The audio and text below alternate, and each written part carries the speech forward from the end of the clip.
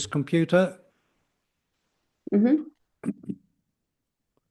So welcome to listeners and watchers of the Phenomenal Conversations podcast and video series.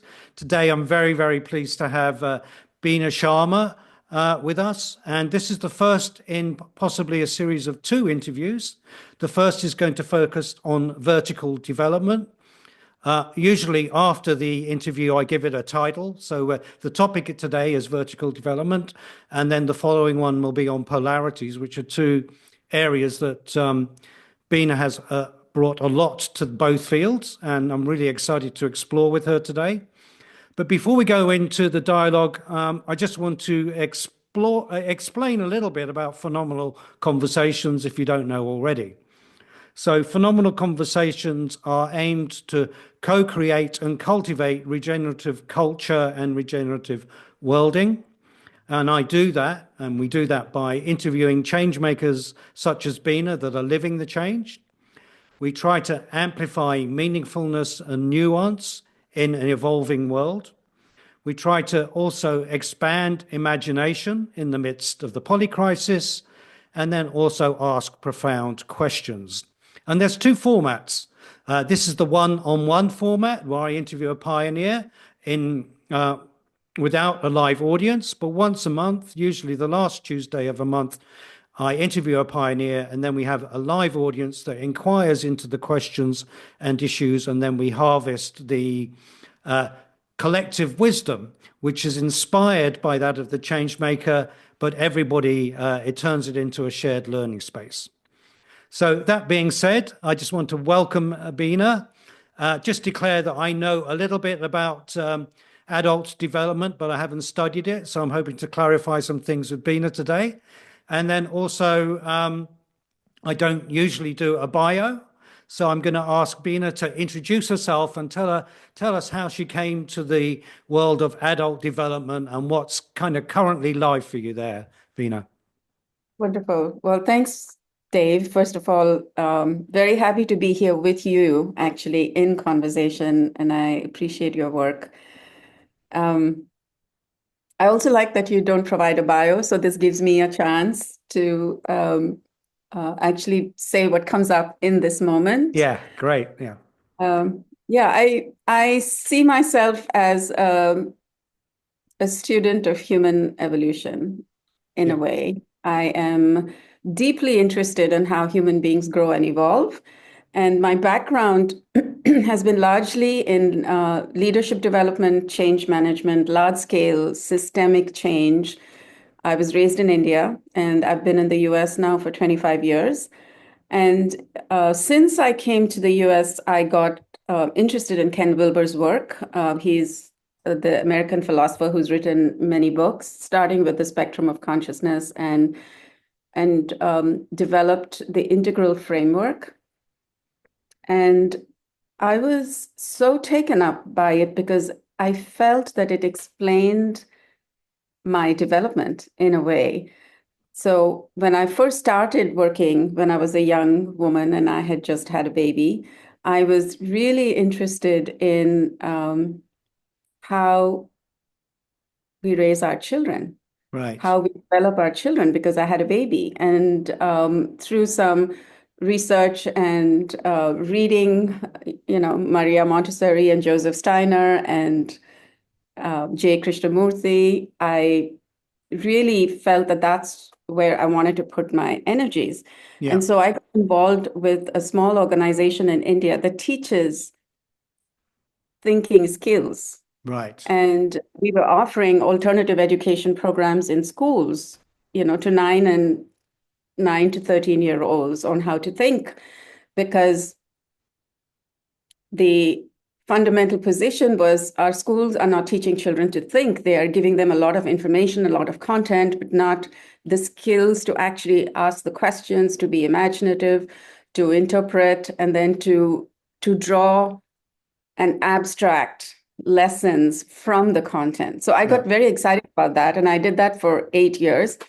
And I started working with teachers and parents and school principals, and then leaders and managers and organizations teaching thinking skills, how to deliberately develop creative problem solving skills, for example.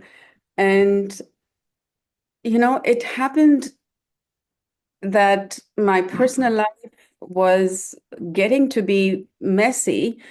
And I realized that I had all the tools in thinking, but I actually wasn't taking the decisions in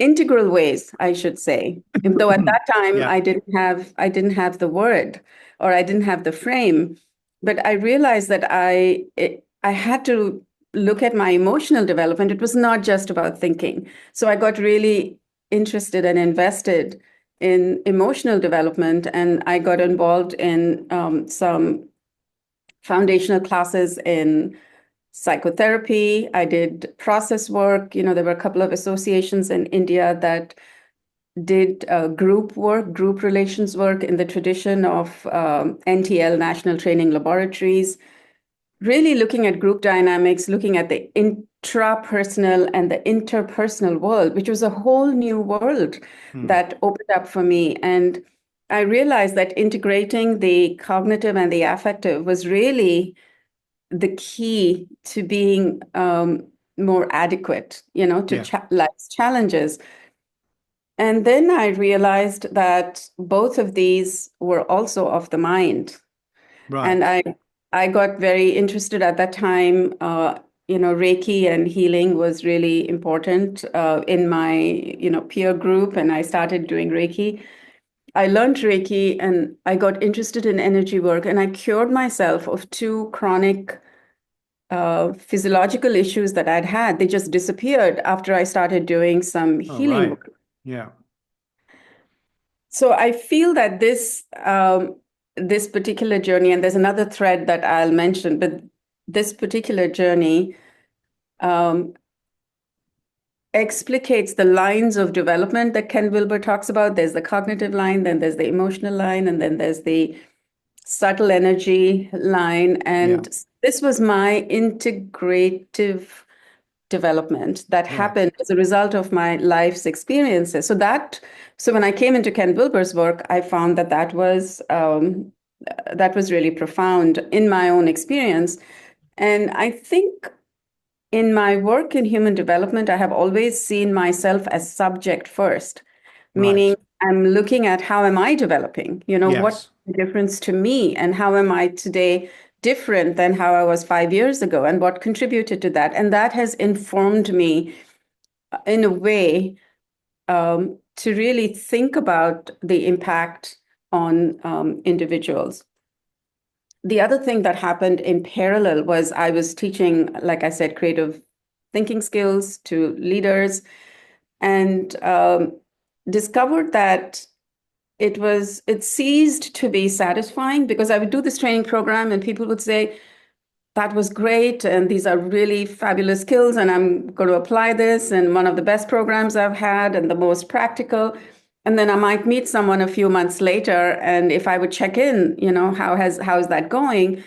I always got responses that said something like this: well, I don't have the time, Yeah. or I'm not practiced enough, or my boss doesn't understand it, or my manager doesn't understand it, or my organization doesn't support it, or other people around me don't understand it, so I can't really apply it. And these were such fundamental barriers in That's how you could tell it was real learning. exactly. So I realized, so that was a big shift for me. I realized I'm not interested in training. Yeah. I'm Yeah. interested in learning. Yeah. I'm interested in how people learn. And then people don't learn in isolation. Yeah. People don't learn just by, going into a concept by themselves or going into a program and then just work within themselves. It has to be supported by the environment. There has to be an interaction between the person and the people they're working with and the system they're involved in or they're embedded in. And so I really got interested in how does learning happen in groups. And Yeah. so I got interested in organizational development. So I was lucky. I joined a consulting firm. I got trained. in how to work with the whole system in a way in learning. But I also realized, again, as a result of my experiences in organizations, that I might do a piece of work for, let's say, the commercial departments or the production department. But then I would be sitting in a senior management team meeting and I would realize that their strategy and their approach is way ahead of what we are doing here. And I realized there was not much link between learning and the strategic thinking that's happening in the organization. And that's when I got interested in strategic change, but with a focus on development. So then I got trained in systemic change, and I worked with large groups of people. So there was this interior development for me where it was more and more integrative. And then there was this application of the work that I was doing that was expanding into more systemic approaches. So this was my life before I came to the US. And when I met Wilbur's work, it explained all of these things. And I got deeply interested in integral theory, the framework, and in actually making it alive. And within the integral framework, one dimension of it is really looking at how mindsets develop and expand. And I realized I was most interested in that. And I was most interested in Dr. Suzanne Cook-Greuter's work, which is research-based. And Suzanne did seminal work in advancing the understanding of adult development, advancing the measurement, advancing the theory. And so I was privileged to get to work with her for about 19 years. And so that's sort of my story. I hope it wasn't too long. No, that encapsulates a lot. And actually, some of the things that you're signaling there kind of will come back in the form of questions later, which is great. But for the uninitiated, I mean, I would declare I know something about this, but I'm not an expert. But for the uninitiated, how does vertical development differ from other notions or commonly accepted forms of development? Yeah. Well, vertical development is fundamentally different from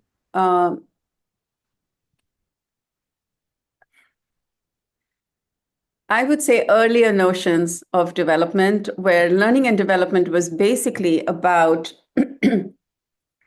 getting more knowledge, advancing your skills, having more credentials, and becoming an expert in your field. That was typically, I mean, even if you look at management literature, when management science began, there was no training and development. There was no notion of development, actually. If you look at management development, since that's my background, I mean, 50, 60, 70 years ago, if you joined a company, all you were given was the employee handbook. Here are the rules, here are the policies, and you just have to do your job. And you just had to demonstrate that you were qualified. And then a couple of decades later, for the first time, there was an investment in saying, well, we have all these people, they're following the rules, but they need to learn more. They need to develop skills. And so the whole industry of management training began to skill.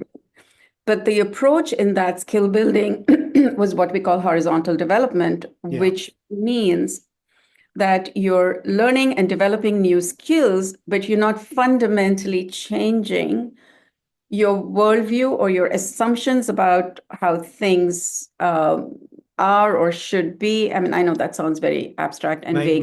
Maybe reality.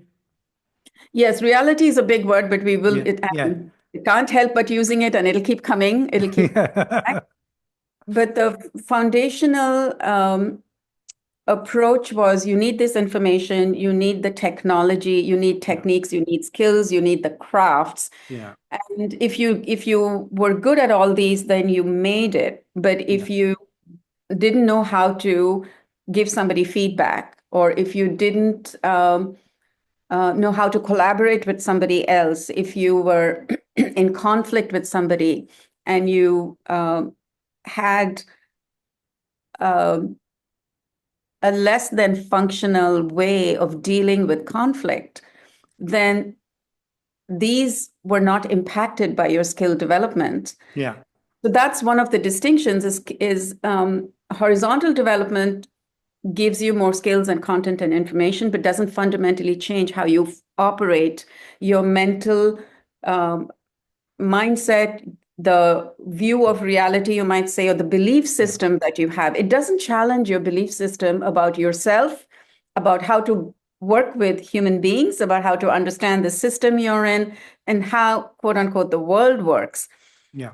And vertical development is actually looking at how do our assumptions about ourselves, how does our self-awareness about ourselves grow? How do we make sense of people, and how does our way of seeing other people, how does that change? Yeah. And how do we come into new ways of seeing the world when we are challenged by real life? So Yeah. let's call it real life, not reality, just makes it easier. Yeah. We are Yeah. challenged by real life. Yeah. So an example might be, I'm a young mom and I've gotten married. I'm excited. I'm going to have a baby and I have an idea of what motherhood is. I have an idea of what kind of mom I want to be. I have an idea of how I want to raise my child. I'm not even aware where I got these ideas. They may have been socialized. I may have been conditioned by my mom or by my dearest friend. But Yeah. I have these ideas. And then I give birth to my baby. And now my child is 5 years old. And it suddenly hits me. I had no idea this is what it means to raise a child, Yeah. because real life has taught me that all those ideas I had were idealizations. Yeah. And they were just in my concepts. Yeah. In reality, there are so many more things that I'm now aware of that I wasn't aware of. Yeah. So the kind of mom I am today is very different from the kind of mom I Yeah. thought I would be, the picture that I had. Yeah. And so this, I would say, is one core definition of maturity. That's the word we use for vertical development, where we Yeah. might say that maturity is about coming closer and closer to what is real and beginning to see through our ideas about reality and begin to realize the ideas that we had that we weren't aware of. Yeah. So that means what was subject to me is now become object. Okay. Now I realize that was the way I was thinking about it, but that's not true. Yeah. So life continues throughout our lives to challenge us into really looking at what is real and true. Yeah. And often we may not get to examine that until we are perhaps, at the end of our lives. Yeah. And then we are forced in a way to think about what truly matters.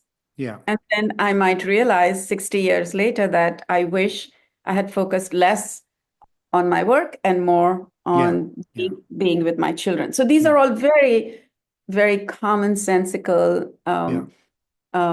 ordinary examples that I think reflect this process of vertical development.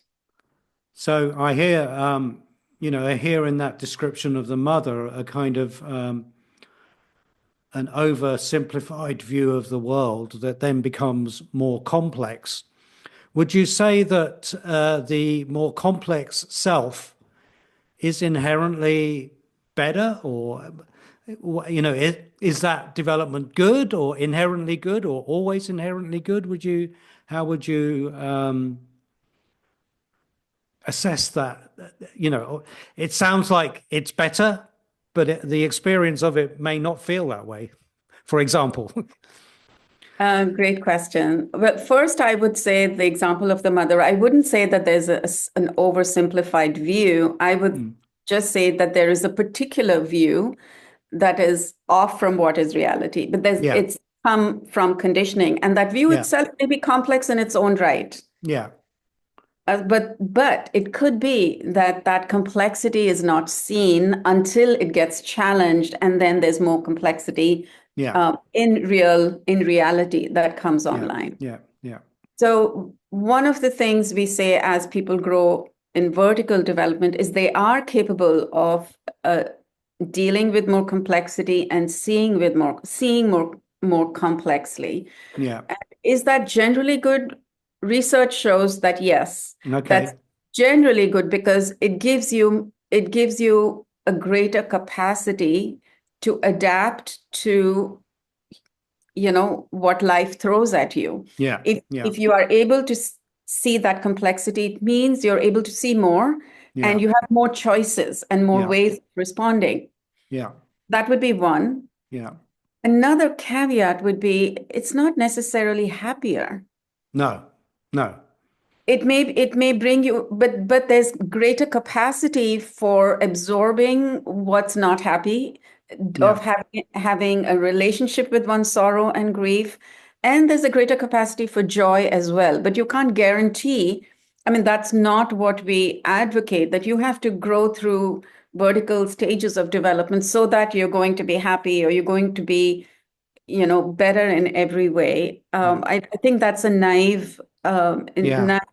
statement or a naive interpretation of vertical development. And the other thing I will say is that, and this is really, really important, we don't, because we work in this field professionally, we're very careful about not positioning vertical development as a goal. It's not a Okay. goal. Okay. What I like to say is vertical development is not a goal, it is an outcome. It's Yeah. an outcome of one's learning and growing process Yeah. that equips us to address and deal with more complex issues, as well as become more aware of who we are. And we talked about the young mother being conditioned into a certain idea about motherhood. So I would also say that vertical development is about becoming aware of one's conditioning Yeah. because we're Yeah. embedded in society. Yeah. We become aware of how we've been socialized, and then we get Yeah. a chance to question and choose and create the life that we want, and especially address the suffering that is inherent in the human condition. Yeah. So it's greater capacity. I think you've said it before, but greater Mhm. capacity to navigate, negotiate, and respond to what life throws at you. You're not necessarily going to collapse or fall into a crisis if you've got this degree of skills or ways of functioning, as it were. And I might make a distinction between life skills and Yeah. vertical development because you can Mm. you can learn a lot of life skills, Yeah. which I think support vertical development absolutely. You can go and take an emotional intelligence program, you can go and take an interpersonal Yeah. development program. However, if they are delivered and facilitated at the skill level, Yes. Okay. Yeah. and they're not looking at what assumptions are they being challenged, and what are your core beliefs about yourself and others and the world, and what do those beliefs indicate about where you draw the boundary between you and the world? How expansively are you able to see Yeah. the the perspective, the situation you are in?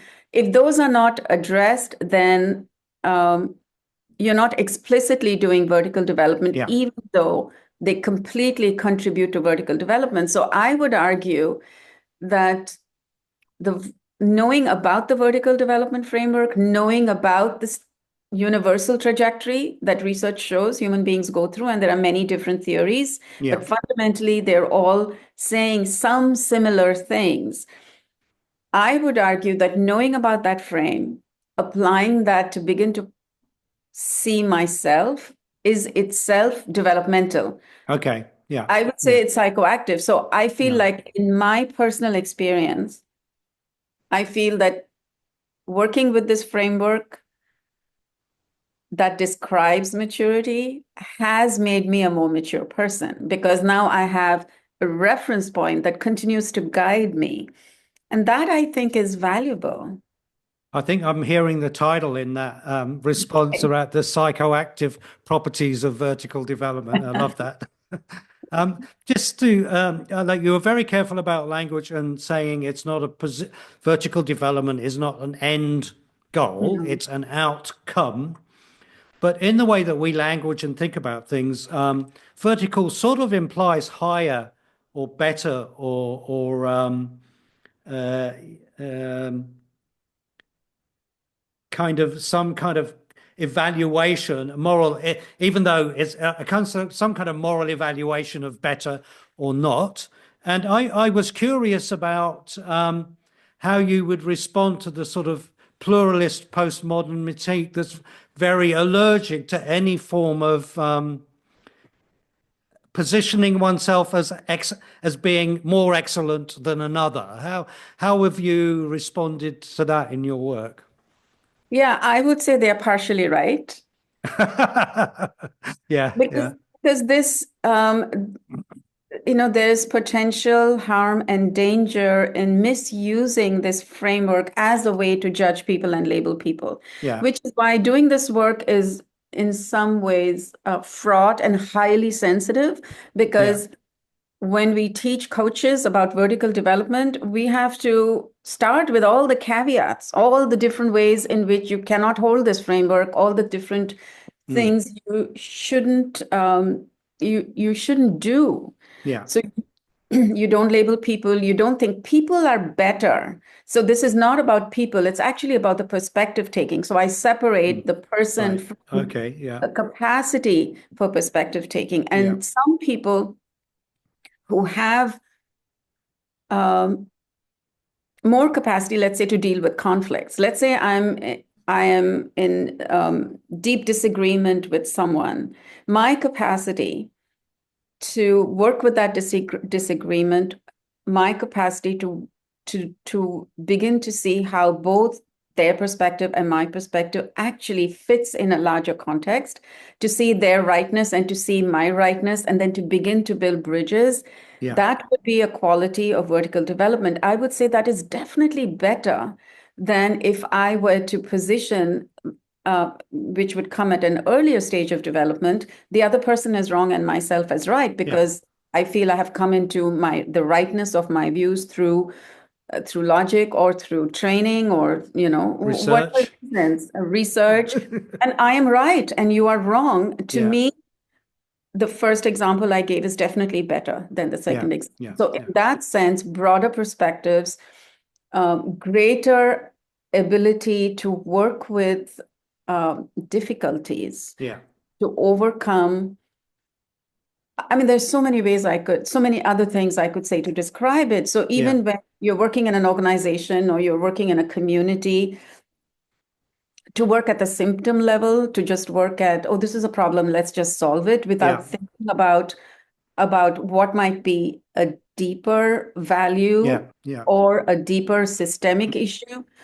I feel looking at the systemic level is quote unquote better than just focusing on the problem. However, you would need to do both.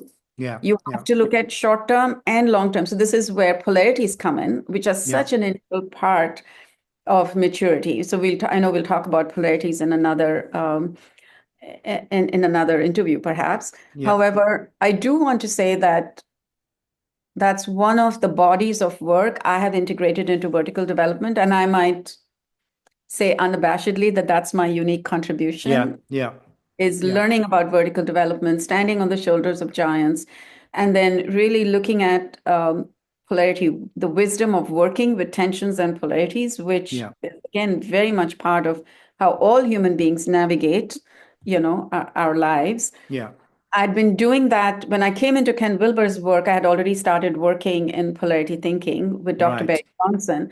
So I've been doing that now for 25 years. Yeah, And I find that this capacity to work with these tensions is very much part of vertical development. yeah. And so that was just an example of what I shared.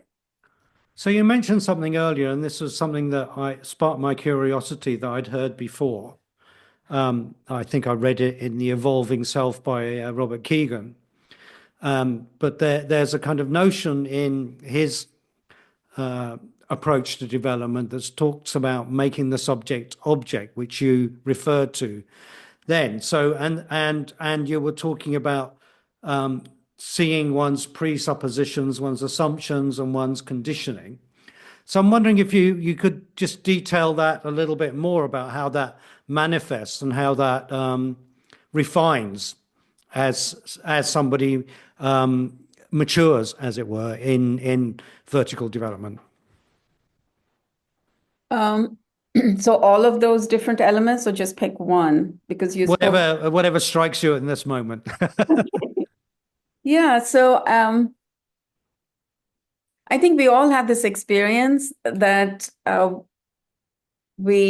as life changes and as we change, as life changes us, and as we change, we come into an insight about ourselves when we were younger. So Yeah, I might have this thought, oh, I had no idea that that was what was going on for me at that time. yeah, So just that reveals to me that there's a part of me that's hidden from me. yeah, And if a part of me was hidden from me at that time, it means even now, as I am, as mature as I might think I am with all the work I'm doing and teaching, there are aspects that I cannot see, very yeah, likely. yeah, So I recognize that with reflection and with, I wouldn't say meditation, but I would say with being open to insights and observing myself, I can begin to see my motivations and my judgments, even as they are operating today. And that's a good thing. yeah, And that is something that makes me feel more adequate to meeting my life situation. I've been working with Byron Katie's work. If you may be familiar with Byron Katie's work. I don't not practice it, but I've heard her talk about her work, the work. Okay. Yeah, yeah, So I feel I'm a deep, deep practitioner of Byron Katie's work because I also feel it is one of the core processes that are necessary for vertical development. It's one of the core practices, I would say. yeah, So when I'm doing the coach training, I focus a lot on polarity thinking and I focus a lot on the work. yeah, So I can give you an example. Byron Katie's work asks us to look at the judgments we have about other people, yeah, mother, father, brother, sister, just so I may be a systemic thinker, I may be a CEO, I may be a professor in a university, and I may still have all of these judgments about members in my family. And nothing comes as close to the bone as family relationships, yeah, right? yeah, That's sort of where the rubber meets the road. for sure. And so I'll just give you my example. My daughter was raised by her father because her father and I were divorced when she was young, when she was 5 years old. And it's been a lifelong process and a journey for me to build my relationship with my daughter. And so she's also here in the US.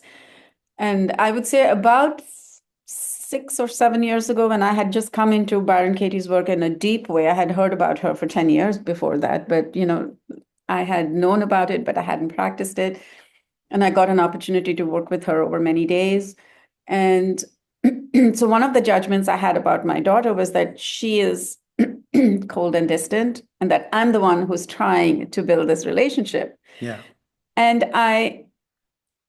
the important thing here is I'd already been teaching vertical development. I have been, yeah, doing this work very deeply, and I still had that judgment, which was coming in the way. Now I see that, which was coming in the way of me relating with her. yeah, And so one of the processes within the work is you just ask the question, is it true? So just a simple question. My daughter is cold and distant. Is that true? And I said, yes, it's true. It's just a yes and no answer. I said, yes, it's true. And the second question is, can you absolutely know it's true? And that really had me pause. And I had to acknowledge that I couldn't absolutely know it was true because there was likely a lot more going on, and I wasn't able to see that. Yeah. Yeah. And I had to acknowledge that there were things that I couldn't see, which is part of vertical development because you recognize that your view is partial. You Yeah. probably you can't assume that you know everything that's going on and that that's the way it is. Yeah. So that got challenged with that question. And the moment I said, I don't know that, I said, no, it's not absolutely true. It it made that thought a lie that she is Oh, co-existent yeah. immediately. Yeah. Okay. So that took me some time to sort of register. And then the third question is, so how do you react when you believe that thought? And so my reaction was, well, I'm resentful, or I try, but then I withdraw, or I complain in my mind about her. I can't talk about it, blah, blah, blah. So I had a whole set of reactions. And those were all true. And I was now exploring my interiority. I was exploring the terrain Mm. that arises with this thought Mm. that she is cold and distant. Yeah. So now I can see that this reactive world that I live in is born when I believe that thought. Yeah. And then the fourth question is, well, who are you without that thought?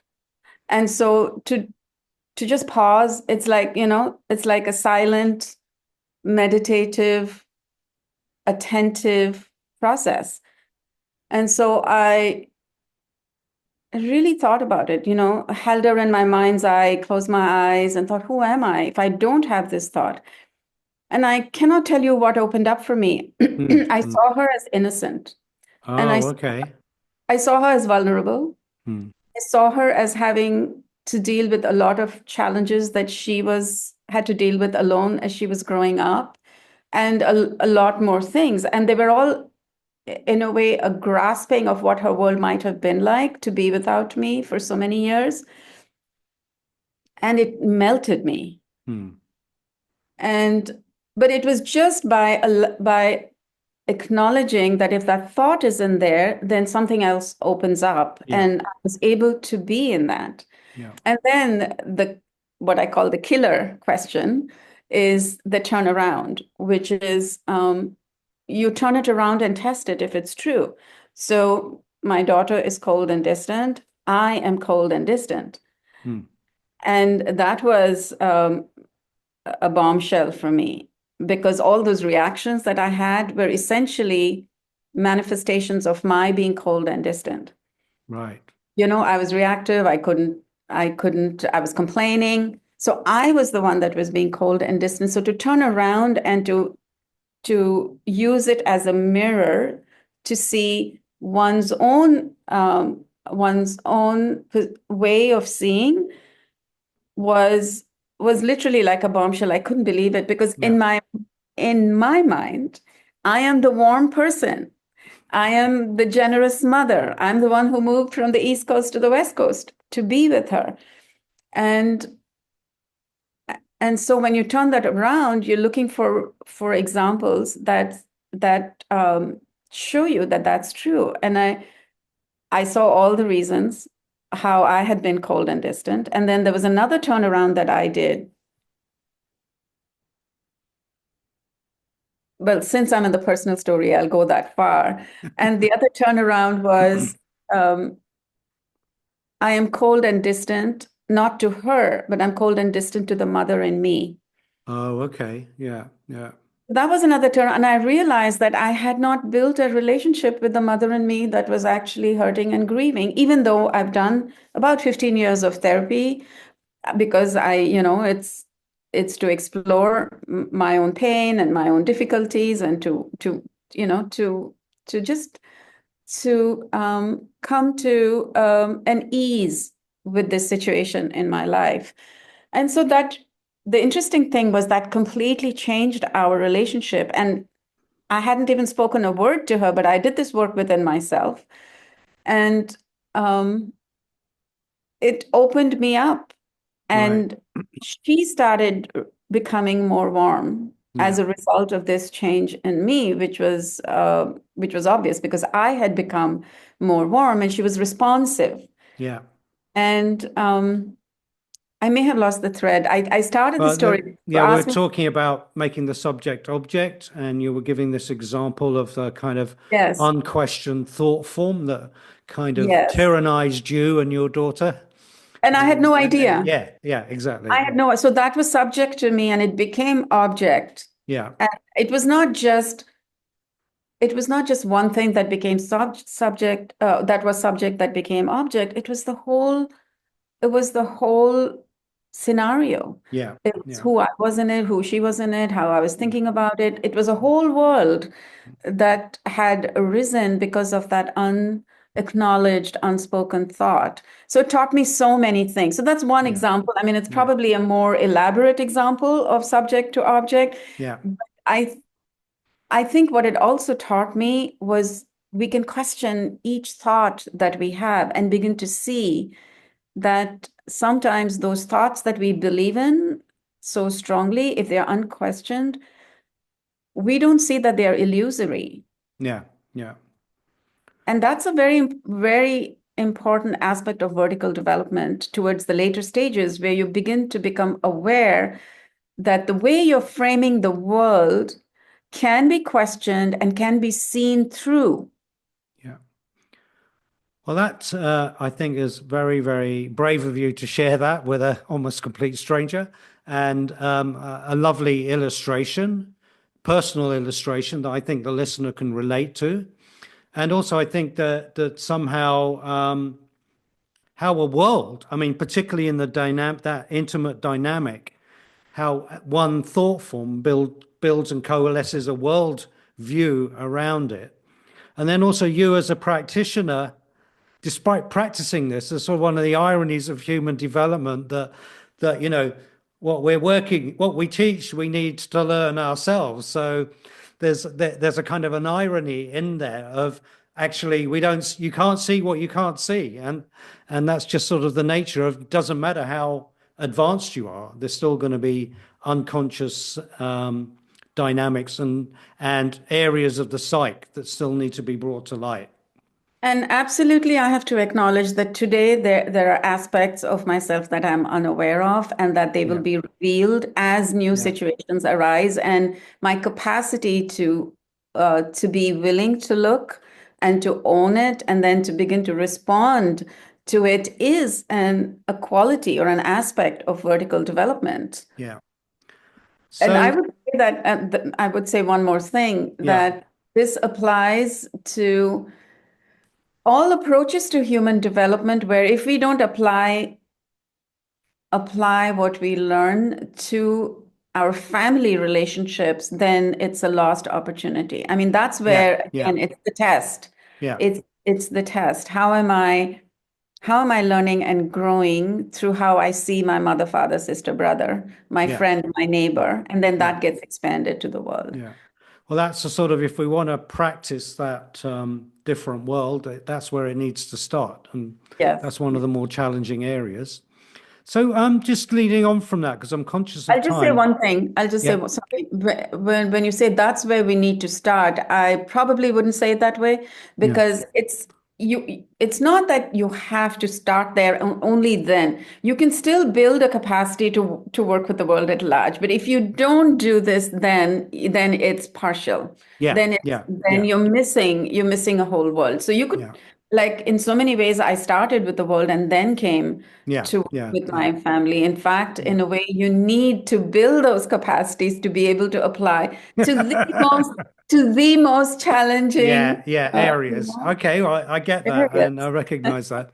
Um, but you've mentioned, when you were talking about vertical development and horizontal development, there was a kind of aspect where you're referring to the fact that relationships in the horizontal model don't really feature, so you can be really promoted because you're very specialized, but you can be a mean and inhuman grouch to everyone else, and you know, maybe that gets rewarded. Who knows? But on the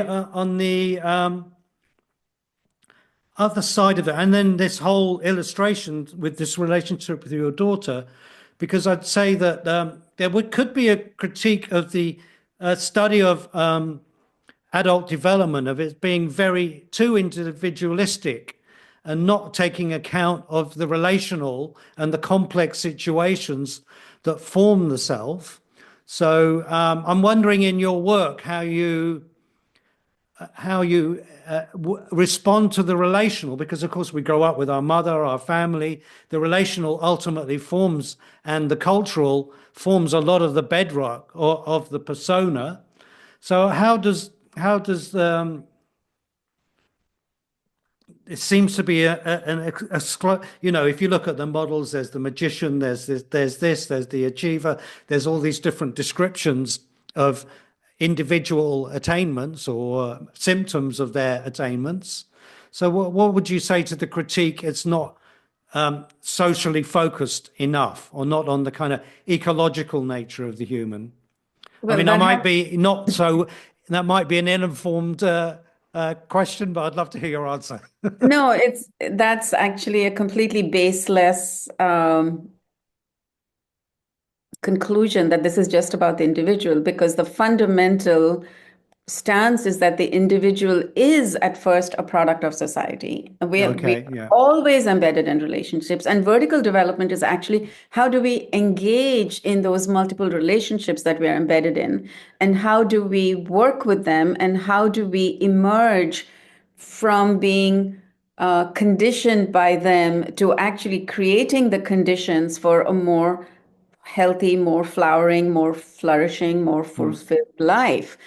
So, adult development or vertical development is about everything. It's not just about okay, the individual, but what we are looking at are the markers in the individual that demonstrate their capacity to address complex relationships. right, So it's not just about the individual is, there's no difference in a way.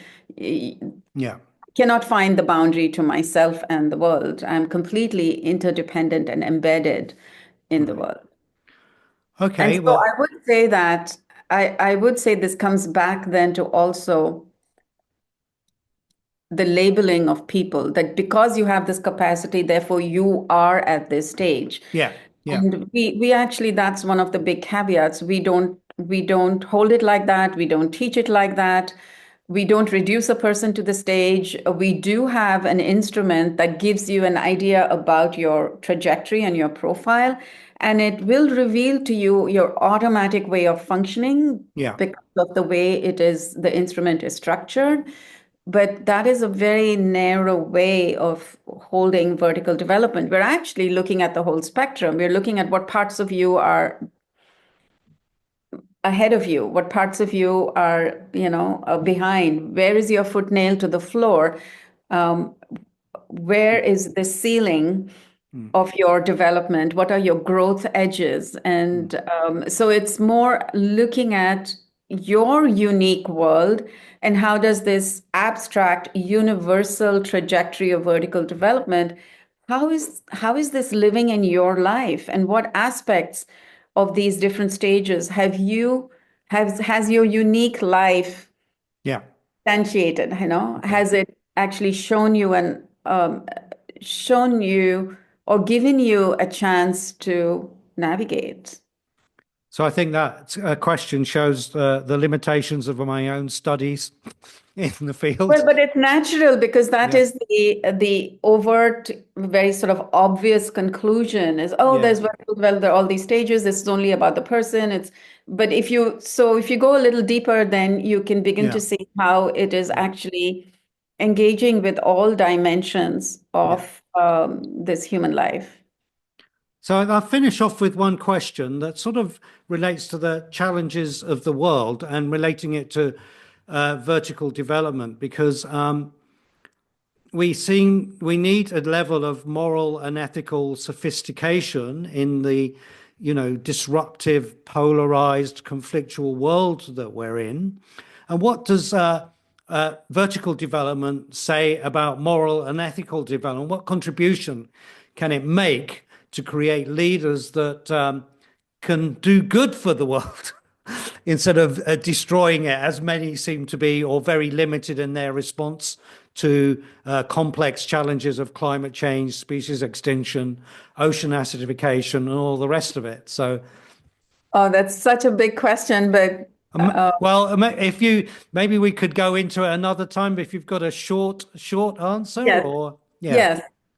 So let me look at it in terms of three dimensions. okay, One yeah, is, who am I in this world that is ridden with all these, with the meta crisis, and how am I showing up? How am I addressing it? How am I contributing to it? How am I aware of it?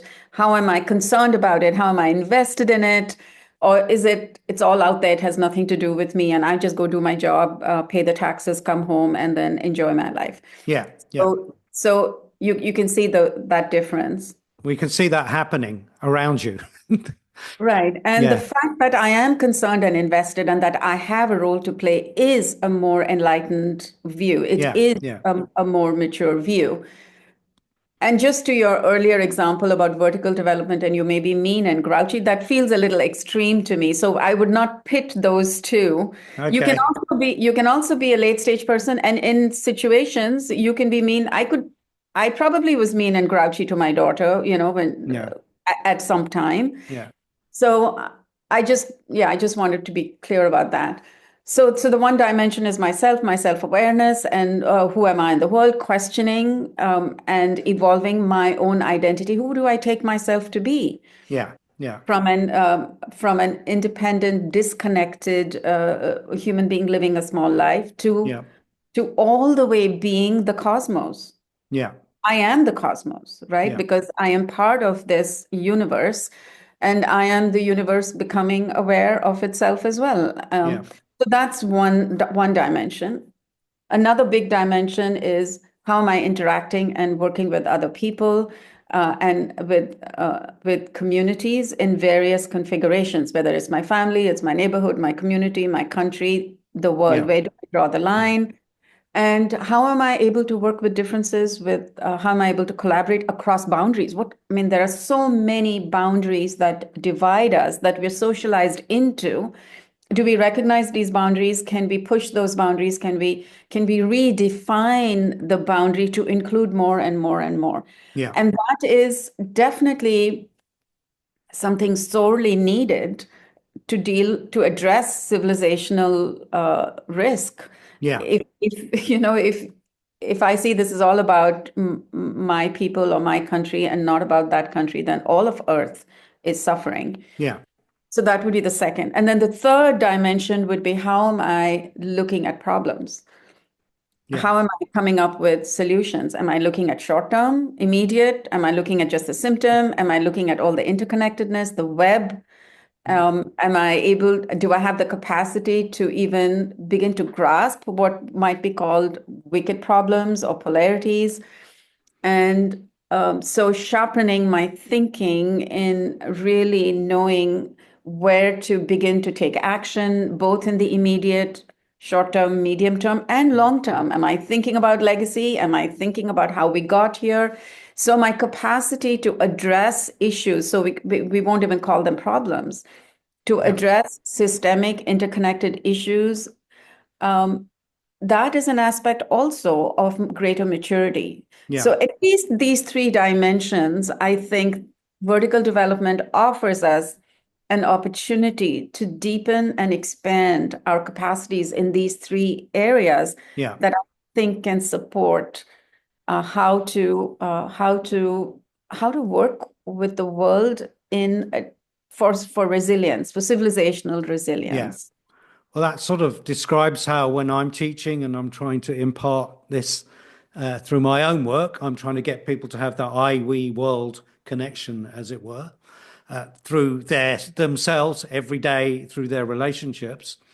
But also what in the way that you've framed it and described it, I'm kind of curious because it actually, apart from maybe the golden rule, there seems to be no other pre-existing moral framework or ethical framework that describes that.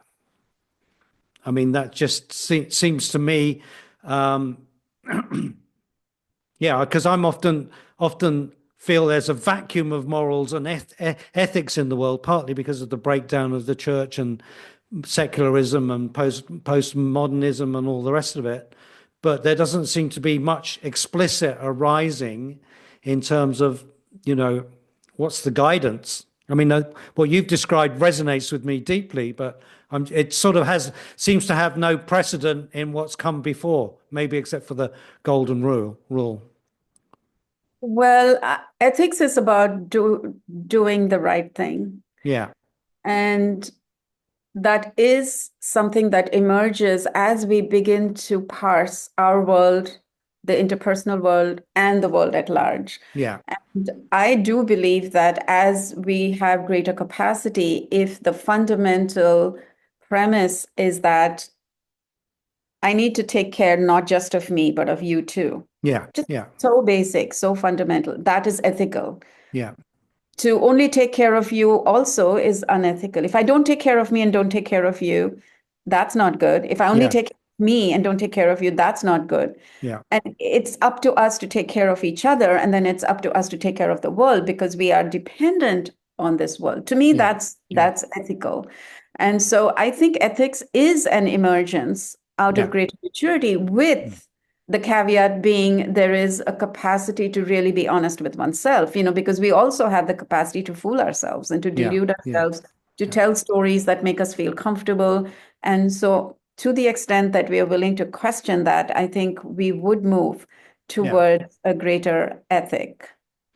And actually, I'm realizing as you're giving me your answer, the indigenous wisdom actually already had a moral imperative to care for 7 generations, to care for the planet. So it has a precedent, but it's sort of it needs to re-emerge in today's world in the way you're describing, I think. Yeah, and I think the fundamental moral value is life. Yeah, yeah. Let's end at that on that word, on that note. So, Okay. yeah, All I love right. that as an ending. So we'll end there and